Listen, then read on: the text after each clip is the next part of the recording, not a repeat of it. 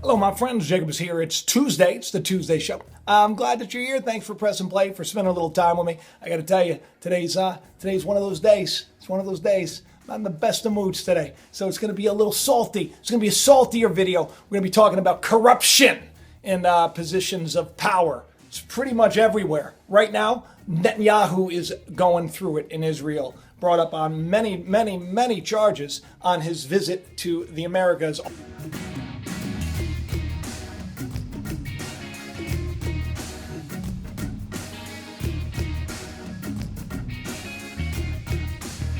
Also, maybe some people have noticed the biblical reference to Cyrus and Donald Trump after he made the announcement that he recognizes that Jerusalem is the capital of Israel. And now he is being minted on a new coin, the half shekel.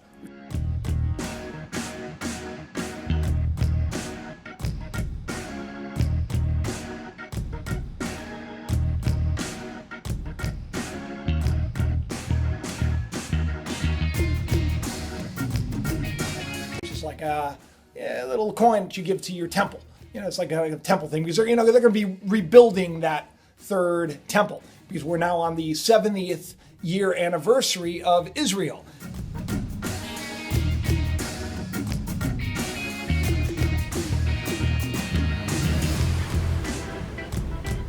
A lot of stuff happens in 70s. So a lot of prophetic stuff going down. But in the meantime, a lot of corruption is being revealed, and a lot of good people are being hurt by a lot of corrupt people that are on the top. So what are we going to do? We're going to buckle up, people. That's what we're going to do.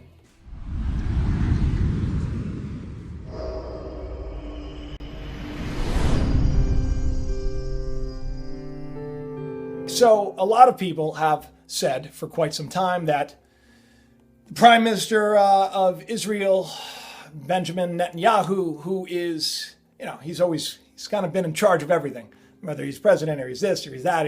He's kind of the guy that runs the show. He's Bibi, as many people who know him call him.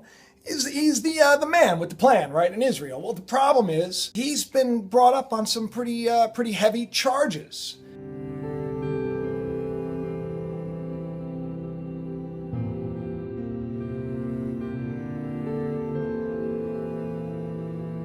Now, I did say that corruption was going to be revealed everywhere, and it is being revealed everywhere. And so when today's news, I saw a former Netanyahu spokesman signs a witness deal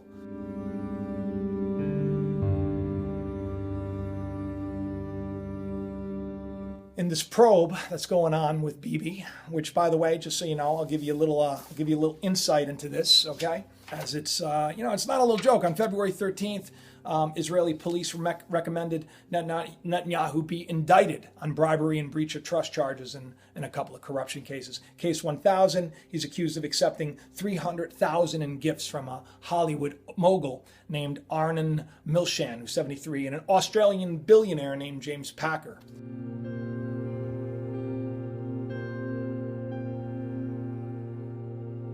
I really don't think you all understand what's progressively happening to all of us, and it's just going to get worse until something happens. And I think that something is coming, and I feel like if some kind of a mass awakening would be nice, but I think what's going to happen is we're going to see that this corrupt leadership that is pretty much everywhere, in charge everywhere, this new world order that is doing everything it can to keep us thinking that we have a choice and to keep us pointing at, people who believe differently than us as our enemy, as opposed to seeing there's sometimes our elected officials.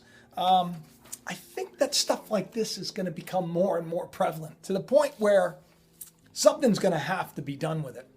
And I wouldn't doubt that, in the next month or 2 months, we're going to hear of more mainstream, huge world leaders having big trouble, like Netanyahu is right now. But he's got an ace up his sleeve. He's got Trump.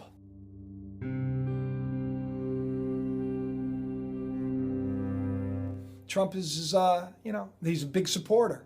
And Trump, just so you know, okay, so 70 years, this is the year, 2018. Israel's been around 70 years. 70 is a very important number in Scripture. 70 is a jubilee, right? Now, this is the good thing. Now, a lot of people are preaching about, they're going to build the other temple. The Antichrist is going to come there and it's going to bring about the end of the world. And everybody's really hip to that. And that's what they're kind of going for. The Sanhedrin's there. And that's why they're minting that shekel with Trump's face on it with King Cyrus, the Persian king, in the background.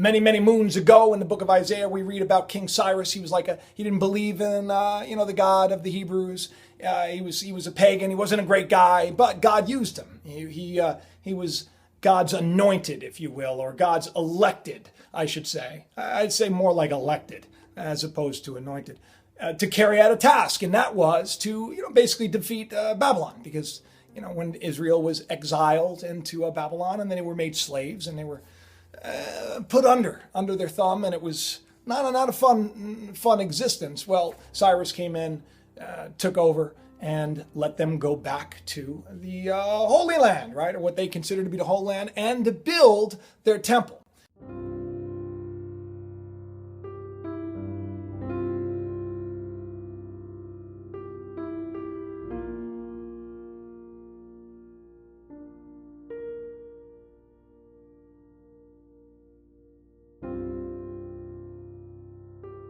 Which is why the Sanhedrin, if you know anything about the Sanhedrin, is basically, imagine a bunch of rabbis that are in charge of everything. They're the guys that, the law, and they handle legal matters. They're a very powerful force. Back in the day, they were like the powerful force.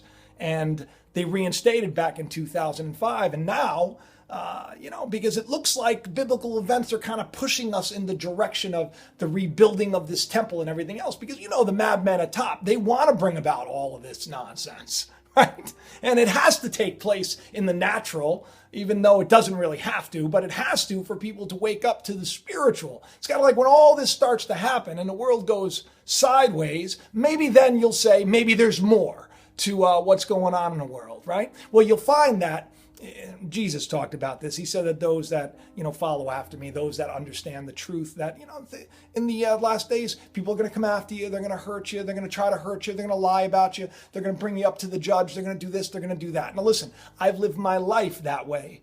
Almost everywhere that I've worked, I've had, I'm always the guy I'm the shining star. I'm the guy that, brings the company to that next level. I'm the guy that brings the awards and the recognition and everything else. And there's always that little jealousy or insecurity from other people who are trying to find a way to kind of get me out of there so then they can step in my shoes. Now, this has happened in many organizations, and it's happened for many years, and I always knew that, God had a plan for me, that there was a purpose in it all. And that, it's like when an eagle makes a nest. Now, this is good advice for a lot of you. When an eagle makes a nest for its chicks, it makes it in such a way that when the chick gets a little too heavy, when it's time for that chick to spread its wings and fly and actually become that eagle, that nest becomes incredibly uncomfortable. You start to poke into the bird and cut the bird. Next thing you know, the bird's like, I'm going to fly already. And then they fly. That's kind of the same that happens in our lives. It's happened in my life. Happening recently where I'm working right now, which is insane because I've slowly watched the progression of people become more and more self-absorbed and more corrupt and more deceitful to the point where you got to do things to protect yourself. There's a great proverb that says that you should be wise as a serpent, but harmless as a dove. In other words, you be smarter than your enemies, but you don't go out of your way to hurt them. In many cases, I could have hurt the many people that have tried to hurt me, as I was always very wise and I always took care of myself. But I always knew that, like when King David was on the run, he was kind of the man until Saul got a little jealous and then wanted David out. And when he was on the run and he was in hiding and Saul was trying to kill him, one night God gave King Saul into David's hands. He was falling asleep in a cave. And David with his army, they came out and David walked right up to him and he could have just slit his throat. The scripture says he could have, but David said, no, I'm not going to touch the hand those that are in power. In other words, I'm not going to touch the anointed of God. God has him to be the king right now. I'm not going to take that down, even though it was given to me. So what he did was he cut his sash and he walked outside. He let Saul know that God gave him into David's hand, but he was going to let God take care of it. It's kind of like what I say. I tell a lot of you on here when you start to see all this corruption that's being revealed. I said over a year ago, I said that was my prayer, that was my belief, that corruption and deceit and scandal and all the nonsense was going to be revealed everywhere. And I've been saying it for a long time. I said, now look for it in the church. And then boom, it starts happening there. Happening in Hollywood, right? All the stuff that's going on. I mean, if you watch the Oscars, all of this nonsense. Everywhere it's coming out. The gymnastic coach for, molesting these girls. And I mean, all over the place, we see corruption being revealed. And in the churches, in the Mormon church, there was a big scandal. In the Catholic church, huge scandal in the Catholic church. The cardinal is facing an Australian court on sex abuse charges.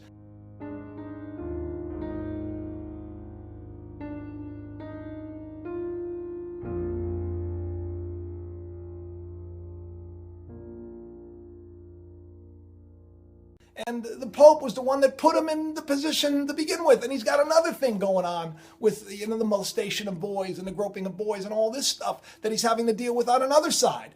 And it's not just there. It's happened everywhere. You could look into the evangelical church. You could look into any religion.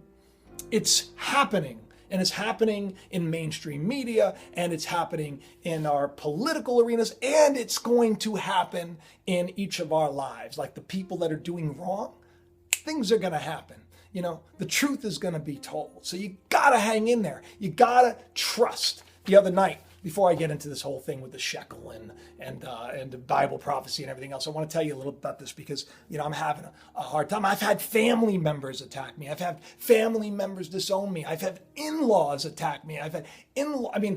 So many things have happened in my life to make things harder for me. So many people have come against me.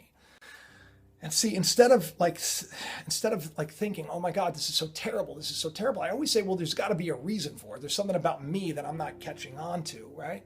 But it's getting to the point where, it's happening so frequently and in so many areas and to so many of you that we have to take a second to not get stressed out and be fearful because it's happening, but to almost be a little bit excited because it's, I found this, I had Chinese food and I opened this cookie and I pulled it out and I looked at it and it says, life always gets harder at the summit.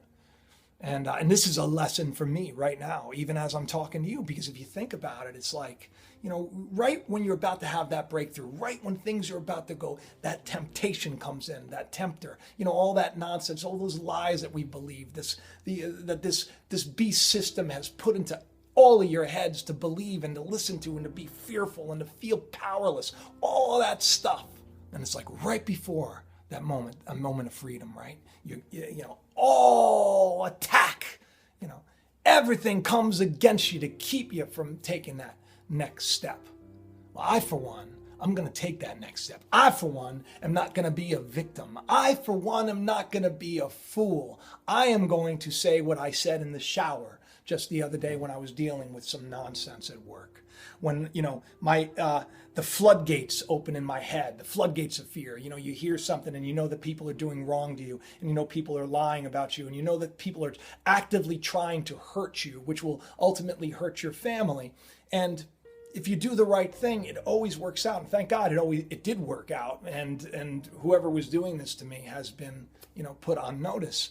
And it'll always happen that way as long as you're in the right and your heart is right. But it's happening to you so that you could learn something as well. And so I was in the shower, and when I knew that I had to express, because I also don't want anyone to get hurt. I want to be harmless as a dove. Like, I don't go out of my way to try to harm people that try to harm me. I want the best for them, and I try to talk to them. I actually had a conversation with this individual today, and I tried to explain, you should be an encourager. Especially if you're in a position of power and such power, you should encourage and lift up and build.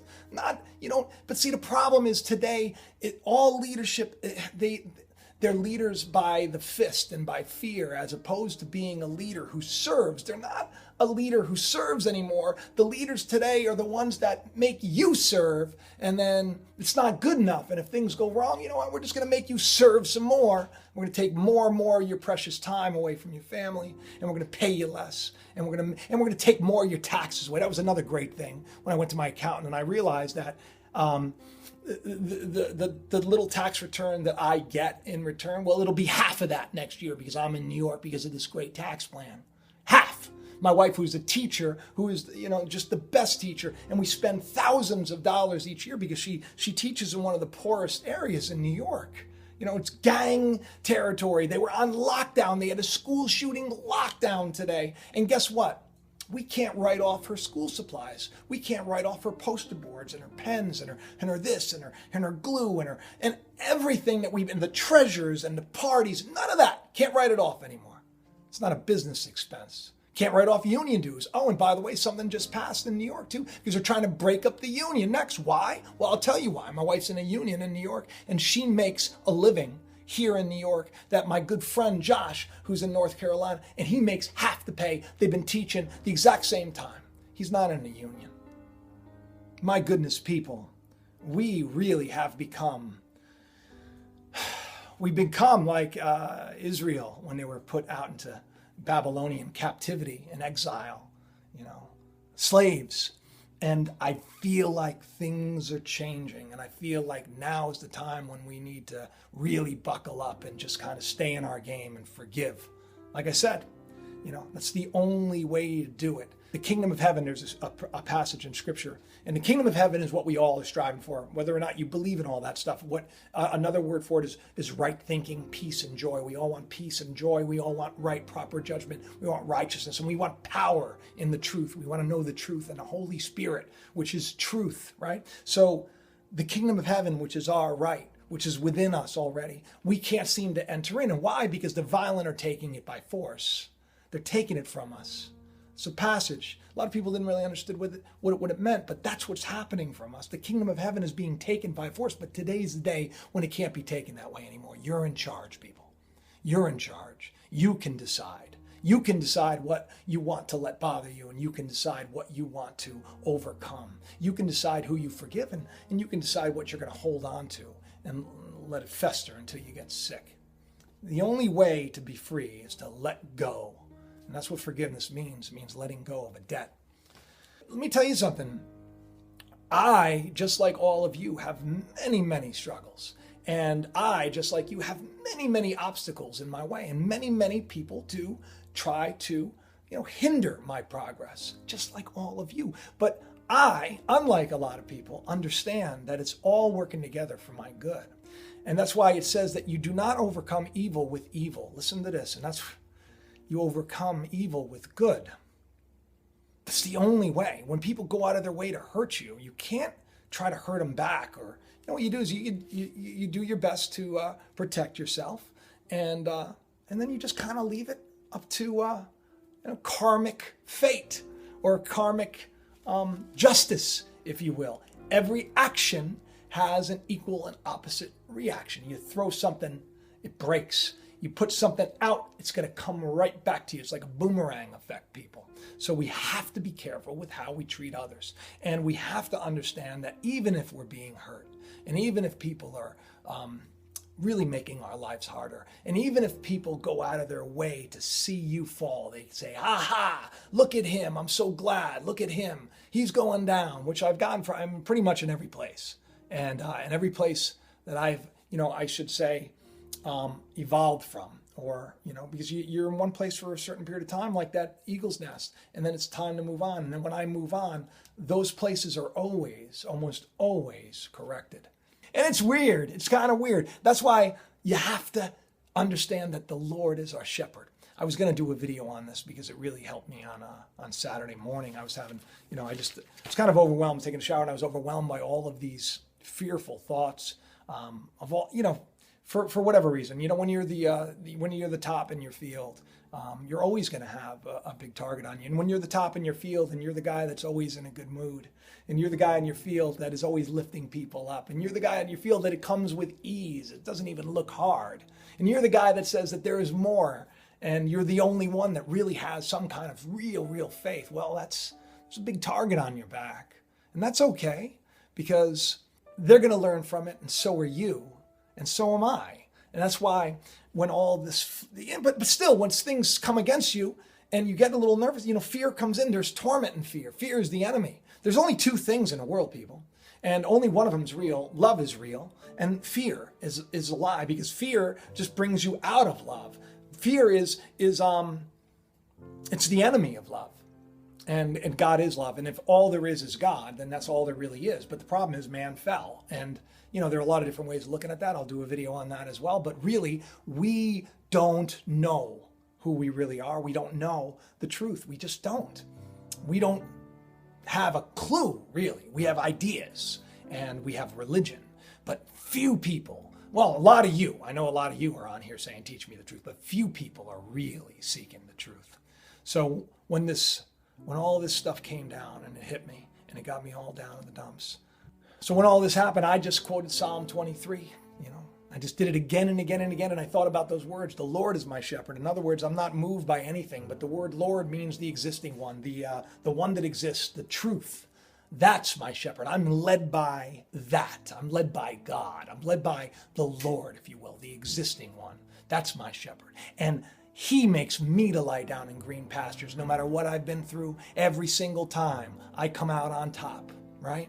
He restores my soul. No matter how many times I've been beat down, no matter how many times I've been hurt, no matter how many times I've cried out, help, help, help, right? With all the stuff that's happened to me in my life, my soul's been restored every single time. He leads me beside still waters, right? That's the thing, is that you're not led with a loud voice when it comes to, fear is loud and it's angry and everything else, but peace is, it's still, it's quiet. So, you know, that's the way we're meant to be led. You're supposed to live your life peacefully. You're supposed to be led by the still waters, not you're not supposed to be led by the storms of life. The storms of life are to get you back on the right path. He leads me in paths of righteousness for his name's sake. The reason why I end up going where I'm going is because ultimately I'm going to tell you all why I'm going there. And that's the reason. Now, this is my favorite part, because we all really are walking through the valley of the shadow of death. And if you think about that, you have physical death in front of you, and behind you is a shadow. You're walking in the shadow of your physical death. And this world, sadly, is it's like a grave, if you will. But even though I walk through the valley of the shadow of death, I'll fear no evil, right? For thou art with me. Thy rod and thy staff, they comfort me. In other words, when I go off point, you know, I'm going to be corrected. Things are going to hit me back. They're going to knock me back on. You know, if I do the wrong thing, I'm going to reap what I've sown until I get back on that right path. And there's a comfort in me knowing that. Because I know that when I get out of my peace, I know that that's the correction that I need to get back there. So I have to look at it and say, what's the problem and who's the problem and what can I do to change it? And of course, the staff of God comforts me. The staff is used as from a shepherd. A shepherd is what leads you, and we're supposed to be led by love, not led by fear. And this is the best part, because this is so true. Prepare a table in front of me in the presence of my enemies. I can't tell you how many times that happened. People come against me, they try to hurt me because for whatever reason, they don't even know why. They don't even know why. People even do videos about me saying that I'm this or I'm that. And they don't even know why. They don't even know why. They don't even know me. But yet, God's going to prepare a table before me. He's going to bless me because my heart is in the right place. And they're going to see it. And they're going to know it. And they're going to know that there is a God. And they're going to know that they did wrong, not me. Anoints my head with oil. If you saw the parable of virgins, you know what that means. My cup runs over. In other words, I am so blessed. I really am. I really am. Even when things are harder than ever. Just coming on here to talk to you, I can, feel like almost a restoring of my soul, if you will. I had a dream once, my nanny, she was like, if you know anything about me, my biological father took off, left me in like a project, stole everything, when I was like 6 months. And, I lived with my nanny, my pop, and my mom. My mom was a teen mom at the time, and my nanny was very close to me. you know. And after she died, I had an interesting dream, and she was in the passenger seat of the car, and it was a beautiful day, and her hair was blowing in the wind, and I was in the back seat, and she turned around and she looked at me and she said, "Surely goodness and mercy will follow you all the days of your life." And man, I cannot forget how great that made me feel. And every time I think of that dream, I remember that no matter what I'm going through, surely goodness and mercy will follow me all the days of my life. And that's right there in Psalms 23 as well. In other words, we're more than we know, people, right? So as as Trump is being crowned Cyrus, the new Cyrus, and he's getting his shekel, and they start to build that temple, and everybody's going to be talking about how, the Antichrist is going to rise up, and this, that, and the other thing, and you're going to see the world seem to go backwards and sideways, and you're going to be hearing of wars and rumors of wars and all this nonsense. You're going to be so scared, and people are going to come against you, and they're going to throw you up to the council to be judged, and you're going to be lied about, and you're going to be persecuted, and all that stuff. No, goodness and mercy is going to follow us all the days of our life. So seek more, people. Listen, I hope that this video meant something to some of you, and I love each and every one of you. And be on the lookout for all that stuff. Just keep looking up. Just type in corruption, type in scandal. You'll see every day more and more and more of it being revealed, because I do believe that the day we are in, I think it's wake up time. And that I've been saying there's a progression, and then all these things start happening, all these little physical signs. There is a harvest that is coming, and I am excited to be a part of it. So don't be like the fools on the outside that are scared of what's to come, because stuff is coming. That's no joke. But if your heart is right, then you got nothing to worry about at all. I love each and every one of you, and I will talk to you soon. Please do subscribe, share it around, tell your friends. Bye-bye.